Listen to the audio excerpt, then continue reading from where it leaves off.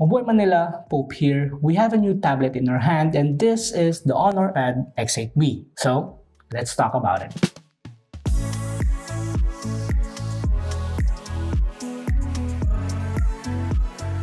Okay, first let's talk about its design. Honestly, wala namang special sa itsura niya. What makes it stand out is its durability. Despite it being a budget tablet, it sports a metal frame and body. So kung clumsy ka or yung pagre-regaluhan mo hindi ka masyadong mangangamba. In real-life use, it is quite heavy, weighing 496 grams. I would recommend na gumamit kayo ng phone holder para naman hindi kayo mangalay pag nanonood kayo o kahit ginagamit nyo lang ng may konting katagalan. So far, its build is actually decent. Despite its weight and battery size, slim pa rin siya so hindi siya ganun kahirap bitbitin. Unfortunately, wala siyang kasamang keyboard or pen so hindi natin siya magagamit na parang laptop. Okay, next up, display. This pad boasts an 11-inch TFT LCD screen paired with a 90Hz refresh rate and 500 nits of peak brightness.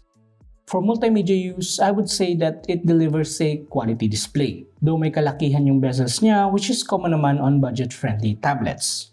As a person who loves watching videos, the display quality is great. Viewing angles are decent, so kahit may iba akong pinagkakaabalahan, nagagawa ko pa rin manood ng mga movies and stuff.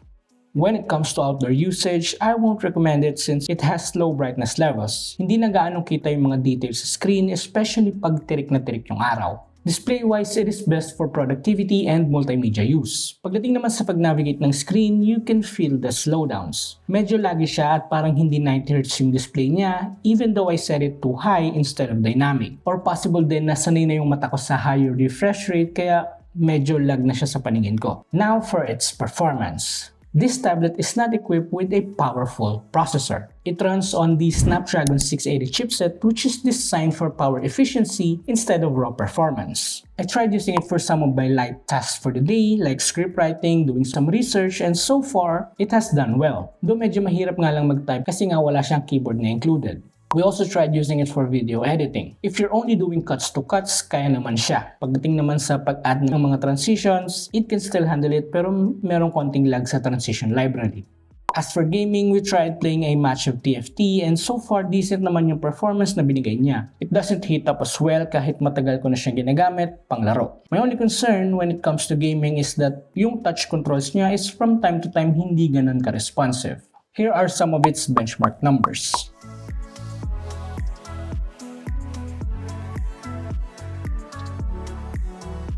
When it comes to its battery, the Honor Pad X8B is backed by a whopping 10,100 mAh capacity.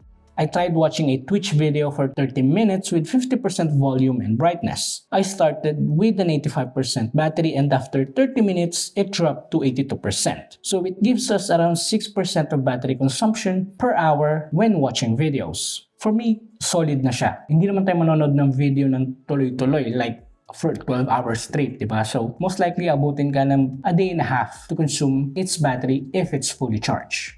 Now, for its camera department. This device sports a 5-megapixel rear and a 5-megapixel selfie camera. As expected for a budget-friendly tablet, the output of its cameras are nothing special. You're better off with your phone. Hindi naman camera department yung mga key selling features ng mga tablets, so for video calling, meetings, pwede na siya.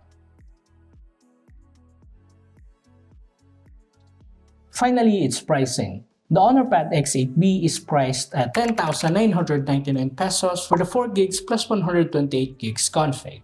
Overall, the Honor Pad X8B is a decent tablet for its price. But if you already own its predecessor, the Honor Pad X8A, I would say that it is not a worthy upgrade. You get pretty much the same features but with a bigger battery. If it had offered a better chipset or even an AMOLED display, then it would have been a solid choice. So that is the Honor Pad X8B.